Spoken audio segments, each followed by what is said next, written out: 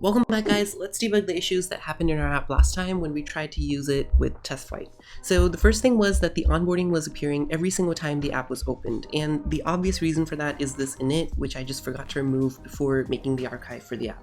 So always make sure to just run back through your code and make sure that you don't make errors like these. The second thing is that the tab screen gradient was not showing. And although that can seem really mind-boggling, the simple reason for that is that this gradient actually got removed. And I'm not sure exactly when it happened. It was there till like a few reels back, but I think that when I was making the onboarding, I tried to copy the gradient, and maybe instead of copying it, I just deleted it. But it's actually a really simple change, and the version history actually even has that right here. So I can just show that change, copy it from the version history, hide the change, and then add it back into my code. The last thing is that the name was kind of off-center. And so for that, the first thing I'm going to do is add an alignment here.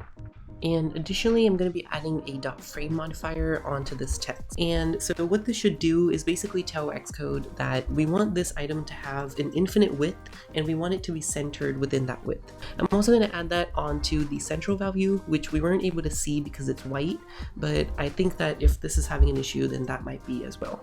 And so with these changes, I'm going to archive my app exactly the same way that I did last time, and I'm going to open it back into TestFlight. And you can see on the screen now if there were any issues or not. Happy coding!